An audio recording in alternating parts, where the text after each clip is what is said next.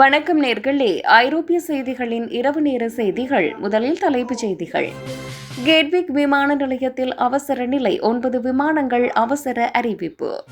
Odesa துறைமுகம் அருகே சரக்கு கப்பல் மீது ரஷ்யா தாக்குதல்.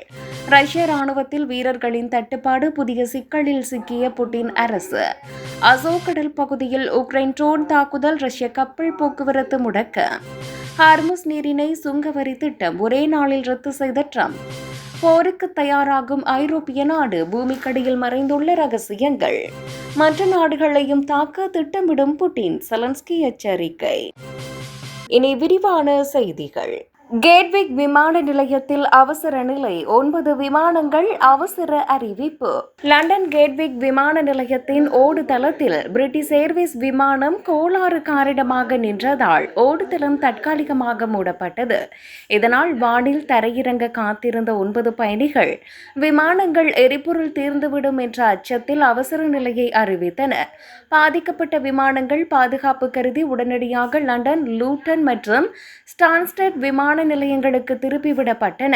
விமான நிலையத்தின் ஓடுதளம் முடங்கியதால் அந்த நேரத்தில் வர இருந்த மற்றும் புறப்பட வேண்டிய பல விமானங்களின் நேரங்களில் பெரும் பாதிப்பு ஏற்பட்டது.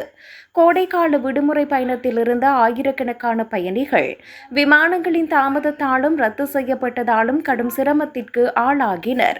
தற்போது விமான நிலைய அதிகாரிகள் ஓடுதளத்தை சீரமைத்து விமான சேவைகளை மீண்டும் இயல்பு நிலைக்கு கொண்டு வரும் பணியில் தீவிரமாக ஈடுபட்டுள்ளனர். ஒடேசா துறைமுகம் அருகே சரக்கு கப்பல் மீது ரஷ்யா தாக்குதல். உக்ரைனின் ஒடேசா துறைமுகத்துக்கு அருகே சென்று கொண்டிருந்த பொதுமக்கள் பயன்படுத்தும் சரக்கு கப்பல் மீது ரஷ்யா ஏவுகணை தாக்குதல் நடத்தியுள்ளது. இந்த தாக்குதலில் கப்பலுக்கு கடுமையான சேதம் ஏற்பட்டதோடு பணியாளர்கள் பலரும் காயமடைந்ததாக தகவல்கள் தெரிவிக்கின்றன. கருங்கடல் வழியாக தானியங்கள் மற்றும் அத்தியாவசிய பொருட்களை ஏற்றி செல்லும் கப்பல்களை இலக்கு வைத்து ரஷ்யா தொடர்ந்து தாக்குதல் நடத்தி வருகிறது.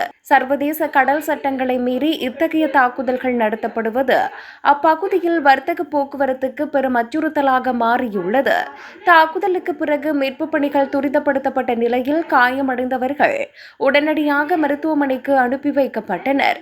மனிதாபிமான அடிப்படையில் செயல்படும் கப்பல்களை குறிவைக்கும் ரஷ்யாவின் இந்த செயல் சர்வதேச அளவில் பெரும் கண்டனத்தை பெற்றுள்ளது. ரஷ்ய ராணுவத்தில் வீரர்களின் தட்டுப்பாடு, புதிய சிக்கலில் சிக்கிய புட்டின் அரசு. உக்ரைன் போரில் ரஷ்ய ராணுவம் பெரும் உயிரிழப்புகளை சந்தித்து வருவதால் புதிய வீரர்களை பணியமர்த்துவதில் கடும் சரிவை சந்தித்துள்ளது. இந்த ஆண்டுக்கான இலக்கில் பாதிக்கும் குறைவான வீரர்களே இதுவரை ஒப்பந்த அடிப்படையில் இணைந்துள்ளனர். இது ரஷ்யாவின் ராணுவ வலுவை பாதித்துள்ளது.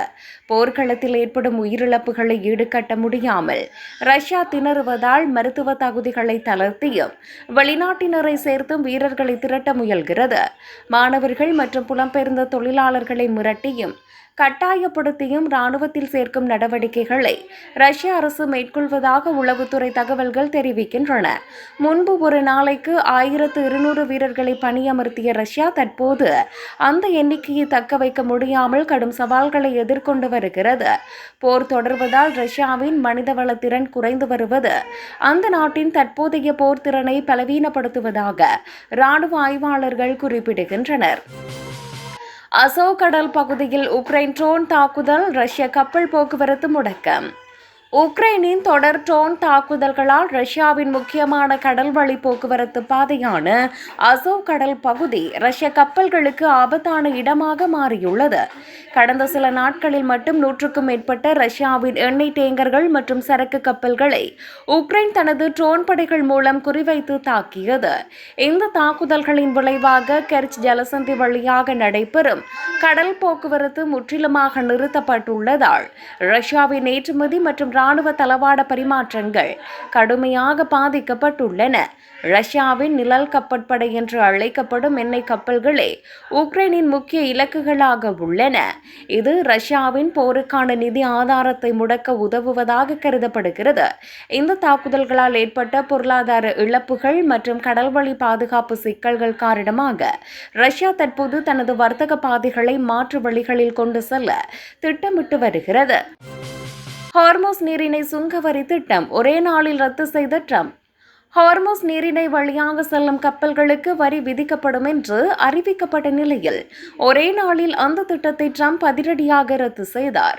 சர்வதேச அளவில் இந்த வரி விதிப்புக்கு கடும் எதிர்ப்பு கிளம்பியதாலும் வர்த்தக போக்குவரத்தில் சிக்கல்கள் ஏற்படும் என்று எச்சரிக்கப்பட்டதாலும் இந்த முடிவு எடுக்கப்பட்டுள்ளது.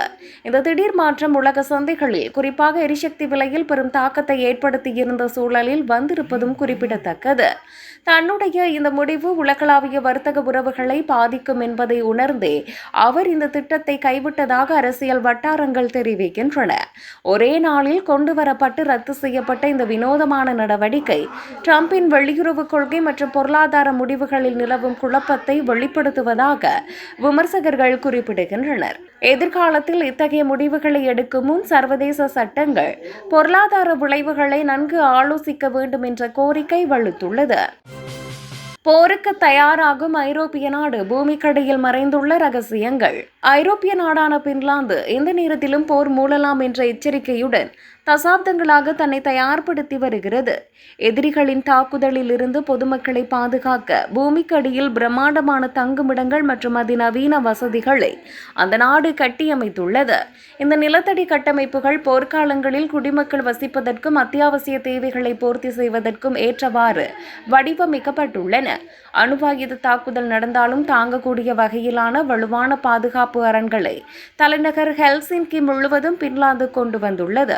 போர் மேகங்கள் சூழும்போது அச்சப்படாமல் தற்காப்பு நடவடிக்கைகளில் மற்ற நாடுகளுக்கு முன்னுதாரணமாக பின்லாந்து திகழ்ந்து வருகிறது. நாட்டின் பாதுகாப்பை தேசிய கடமையாக கருதி நீண்டகால திட்டமிடலுடன் செயல்படும் பின்லாந்தின் இந்த உத்திகள் சர்வதேச அளவில் வியப்பை ஏற்படுத்தியுள்ளன. மற்ற நாடுகளையும் தாக்க திட்டமிடும் புட்டின், செலன்ஸ்கி எச்சரிக்கை.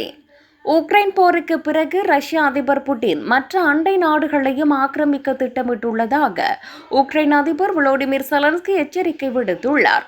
இந்த ஆக்கிரமிப்பு போர் உக்ரைனுடன் முடிந்துவிட்டது என்றும் இது ஒரு தொடக்கமே எனவும் அவர் குறிப்பிட்டுள்ளார்.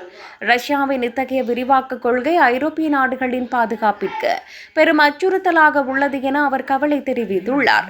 உக்ரைனின் வெற்றியை ரஷ்யா தடுத்து நிறுத்த முயல்வதுடன் போர் முனைப்புகளை தீவிரப்படுத்தி வருவதாகவும் உளவுத்துறை தகவல்கள் சுட்டிக்காட்டுகின்றன. புட்டினின் இந்த அபாயகரமான திட்டங்களை முறியடிக்க சர்வதேச நாடுகள் ஒன்றிணைந்து செயல்பட வேண்டும் என்று செலன்ஸ்கி வலியுறுத்தியுள்ளார். ரஷ்யாவின் போர்த்திறனை எதிர்கொள்ளும் வகையில் உக்ரைனின் தற்காப்பு நடவடிக்கைகளை பலப்படுத்த உலக நாடுகளின் உடனடி உதவி அவசியம் என்றும் அவர் கூறினார்.